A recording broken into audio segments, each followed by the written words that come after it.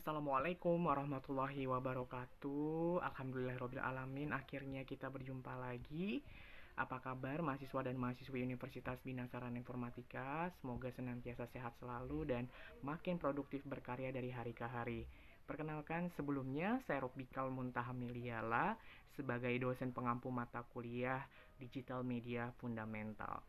Mata kuliah Digital Media Fundamental ini merupakan mata kuliah yang ada di kurikulum baru yang diluncurkan pada tahun 2024. Dan ini jatuh kepada mahasiswa Prodi Ilmu Komunikasi di semester 2. Pada mata kuliah Digital Media Fundamental ini merupakan mata kuliah workshop di mana di Universitas Bina Sarana Informatika mata kuliah workshop itu tidak ada UTS dan UAS yang sifatnya theoretical untuk menjawab soal dengan pilihan ganda, tetapi UTS dan UASnya berupa penugasan karya.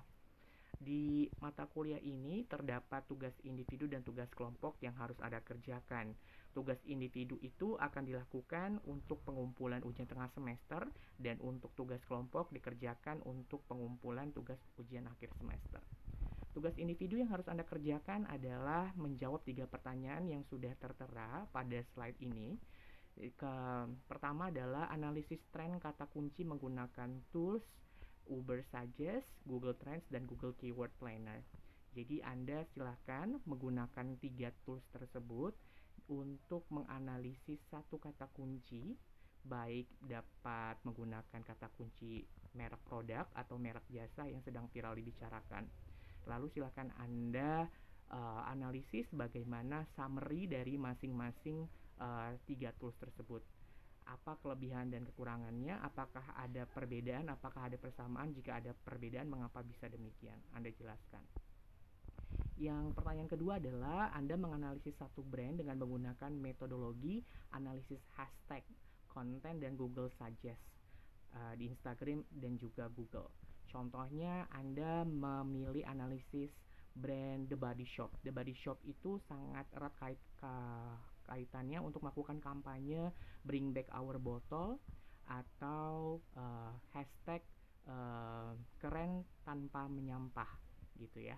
Nah, itu sedang viral sekali dibicarakan sejak 2022. Anda bisa melakukan analisis brand tersebut atau brand lainnya yang menggunakan strategi marketing atau digital marketing dengan hashtag. Bisa Adidas. Adidas juga menggunakan kampanye hashtag Move for Your Planet gitu ya. Di Indonesia juga ada. Nah, itu silahkan Anda analisis brandnya menggunakan analisis tag, bagaimana kontennya dan bagaimana summary dari IG dan Google-nya. Nah, pertanyaan ketiga adalah analisis menggunakan salah satu channel awareness atau influencers dengan 3-4 pembanding lainnya dari keefektifan konten dan engagement.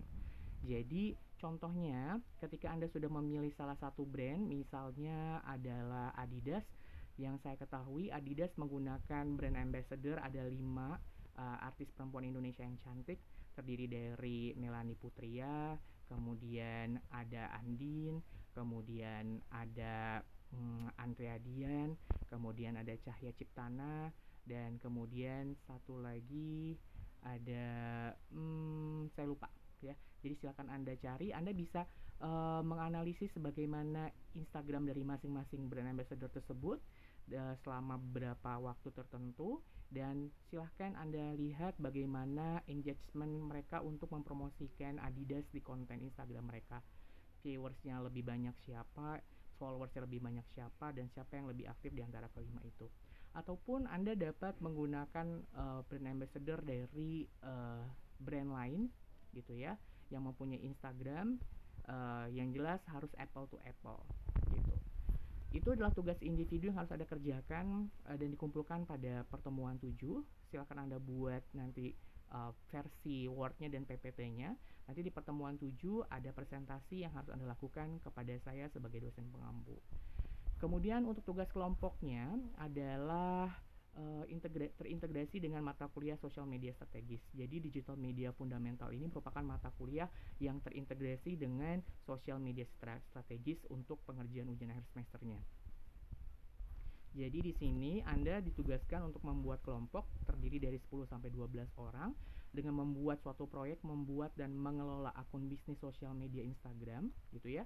Jadi Anda silakan untuk mempromosikan produk atau jasa yang real gitu, yang benar-benar bisa dijual dan tidak melanggar ketentuan undang-undang yang berlaku di Indonesia, produk dan jasa tersebut. Silahkan Anda buat akun Instagramnya, dan bagaimana cara mempromosikan produk dan jasa tersebut dengan akun Instagram yang sudah Anda buat secara per kelompok. Jadi tugas ini memuat perencanaan, pelaksanaan, pelaporan, dan evaluasi kegiatan pengelolaan akun sosial media Instagram dengan objektif melakukan penjualan produk atau jasa, di mana produk atau jasa yang dipromosikan bukan merupakan produk atau jasa yang dilarang oleh peraturan atau perundangan yang berlaku di Indonesia. Jadi metode pengerjaannya, jadi silahkan Anda membagi tugas dari teman-teman yang terdiri dari 10 atau 12 kelompok itu sesuai dengan job desk-nya masing-masing. Kemudian membuat laporannya, kemudian mengimplementasikan strateginya, bisa melakukan kampanye tertentu untuk branding tersebut, untuk brand awareness-nya. Kemudian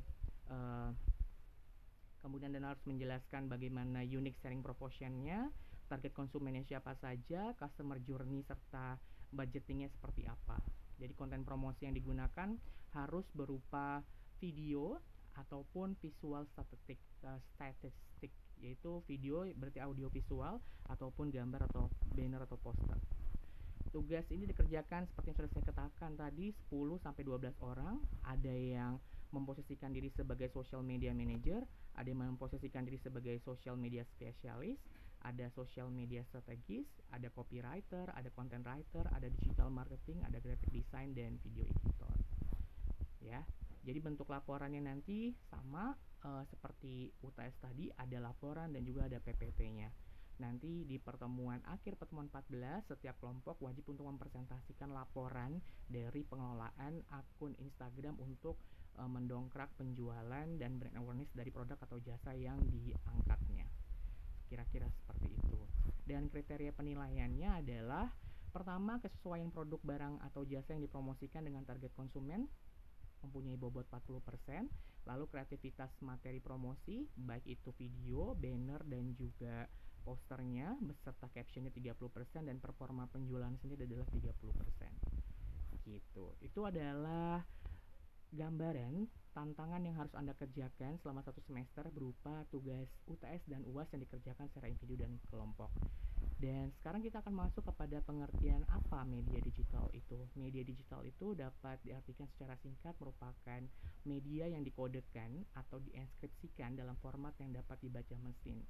Jadi namanya digitalisasi itu adalah proses bagaimana mengkonversikan file dalam bentuk kode binari tertentu sehingga lebih praktis dan efektif untuk dapat dikonsumsi. Contohnya dulu ketika kita harus menyimpan file komputer, kita hanya dapat menyimpannya melalui disket atau disket DOS. Sekarang lebih kecil lagi, yaitu dengan flash disk, dan flash disk pun sekarang bisa dapat dikirim file-file tertentu dengan bantuan Bluetooth ataupun bantuan dari perangkat yang lain.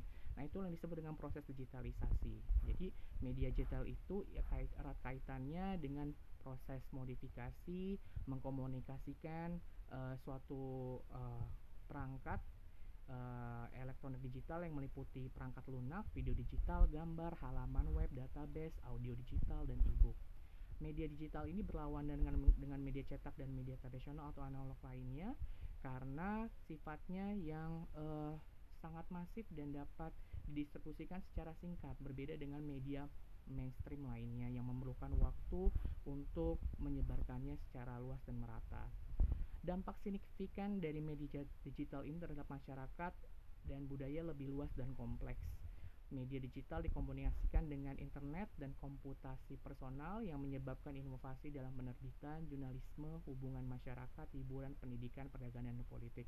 Tapi dampak negatifnya adalah ditemukannya banyak pembajakan dan juga konten-konten yang melanggar ketentuan peraturan perundangan yang berlaku, konten-konten berita yang hoax, dan lain sebagainya. Salah satu dari efek media digital yang sedang marak kita konsumsi saat ini. Gitu. Nah, apa yang disebut sebagai era informasi tersebut juga muncul gara-garanya media digital yang tumbuh di sekitar kita. Sebenarnya efek positif dari media digital ini sendiri juga membantu masyarakat untuk hidup lebih green atau menuju masyarakat tanpa kertas gitu ya. Karena sekarang semua hal-hal yang sifatnya file besar pun dapat dikonsumsi dengan cepat dengan bantuan media digital dan juga perangkat handphone yang kita punya masing-masing gitu. Demikian yang saya ingin sampaikan pada pertemuan ini, semoga dapat dimengerti oleh teman-teman semua. Assalamualaikum warahmatullahi wabarakatuh.